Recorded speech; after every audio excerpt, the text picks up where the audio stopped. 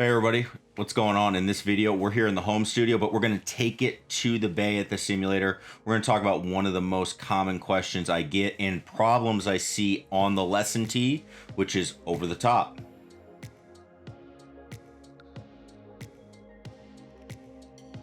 Hey everybody, Scott Hogan coming at you. We are here, we're at home, we're actually doing a little work from home. We're doing a little bit of tournament prep. We've got the yardage book, we've got the Google Earth going. We are working our way through a golf course, Medina Country Club, where a tournament will be played next week.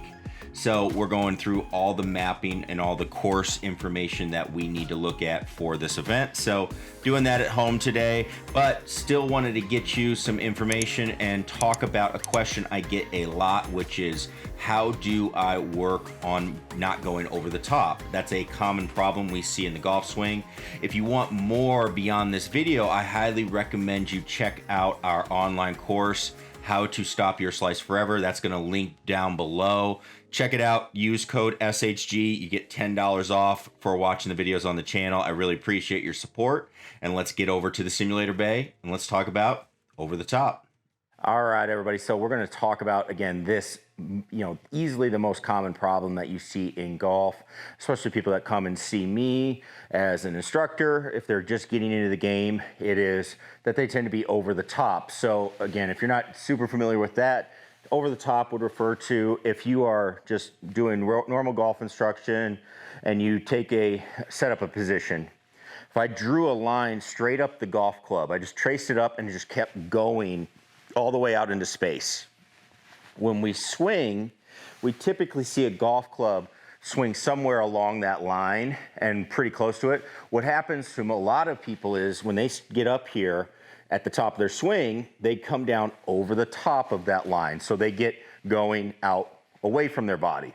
Leads to a lot of problems, leads to slicing because your path's going to be outside to in, leads to too steep, which leads to contact issues, leads to distance issues, all of these things that you can run into in a golf swing. Now, why does this happen? Okay, why is this such a common problem?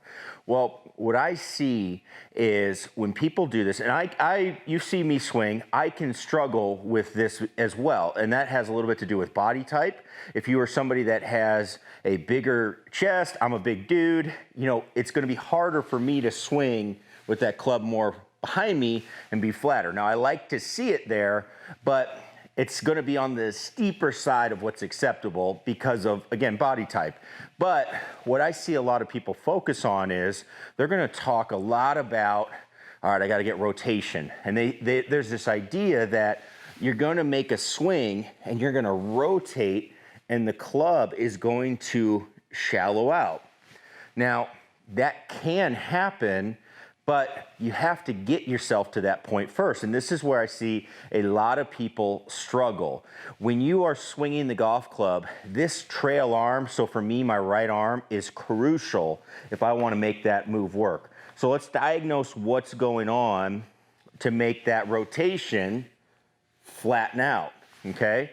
So the first thing you're going to see when you do this is my trail arm is going to go into what we call external rotation. My shoulder up here is rotating back, okay?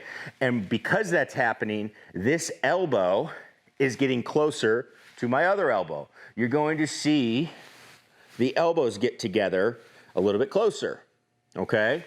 Now, what does that mean when you go in the backswing? Why do a lot of people struggle with this move?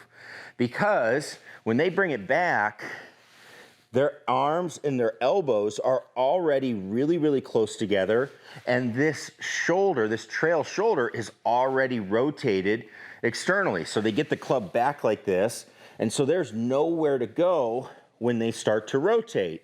That club is just going to go with where their body is going. So you have to get yourself into a position where you can let this shallowing move, or whatever you want to call it, get down or have a chance to operate with how your body works. So what I like to see when we start working on this is I like to get people to work on doing a couple of things. One, you got to get the club coming back a little bit steeper, which means your trail shoulder is going to feel like it's internally rotated. It's going to feel like it's rotated more in. You're gonna feel like this right palm is staying more down to the ground as you go back, okay? We're not going to let it rotate and go flat, okay? You gotta get it back so that you can, in transition, let it rotate. It's gotta be able to externally rotate, okay? Second thing I like to see, because we know that your elbows are gonna get closer together as you go, this is where you see things like the Smart Ball as a training aid. That's a training aid you see, and it can work really well because people are forced to keep their elbows pinched together. They're not gonna come down and let those arms get really wide, which leads to issues on the downswing. So if that's what I wanna have happen on the downswing, what I wanna see is, I wanna give myself some space. I like to see people feel like with this trail arm, they get feeling like this arm is pulling straight back. This right elbow, for me, trail elbow, is pulling straight back. What that does is when you start to transition, that club is going to start to flatten out. You also are adding depth in your swing. There's a bunch of other good things that are happening. You'll be surprised how much by moving your arm in this fashion, it makes your body rotate on the way back. You're gonna be in really good shape. The thing that I like to liken it to or compare it to is if I was gonna start a lawnmower. This is from a good instructor friend of mine, Matt Brooks, Superstition Mountain Golf Club. We'll give him a shout. He told me the way he likes to think of it, act like you're starting a lawnmower. If I'm gonna pull the lawnmower cord with my right arm, this is what's gonna happen. He said, I want that feeling in the swing. So as I go back, this elbow is going to pull back. You'll notice there's gonna be some gap between your side and your elbow.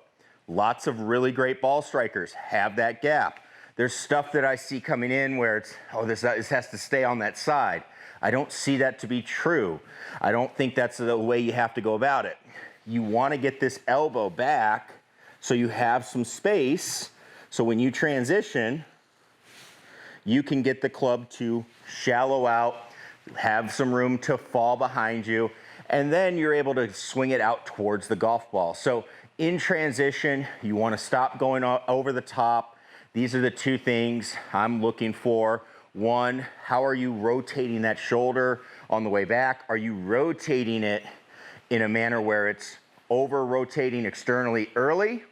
Or are you bringing it back feeling like this right palm staying more down, which is actually keeping your shoulder more internally rotated, because then on your transition you can externally rotate it.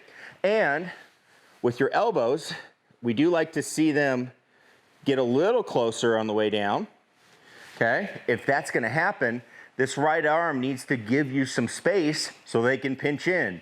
If we can do those things, we usually get a pretty good result in the swing. So that's what we're looking for to make that club shallow out. Hopefully this helps you out. Lots of questions about over the top of late. Wanted to clear up those things as the two biggest reasons I see people not being able to do it and be able to get the club not over that top. Now, one little side note I wanted to throw in there for those that are like, well, wait, what about rotation, all that stuff? Again, if you do these two things that we've talked about, if I just rotate, again, that shoulder is gonna have a chance to go external. It's gonna have a chance to let this elbow start working its way in. I'm not physically jamming them in there necessarily, but all these things start to happen because of the physiology of how our body is going.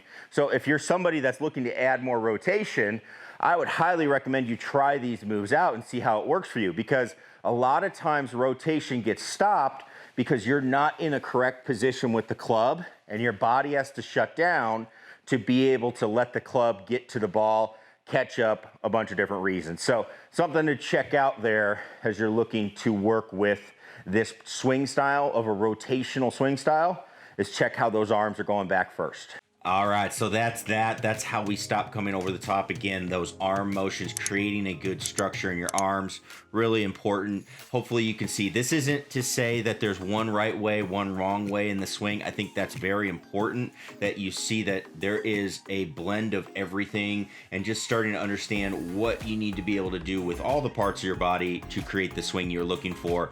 really is what we're after. So again, hopefully this helps you out as you're working on your game. You've made this investment in the simulator. Now let's use it, see if we can get better. So with that, again, we're going to keep working on Medina here. Thanks everybody for watching. We will catch you in the next video. Peace.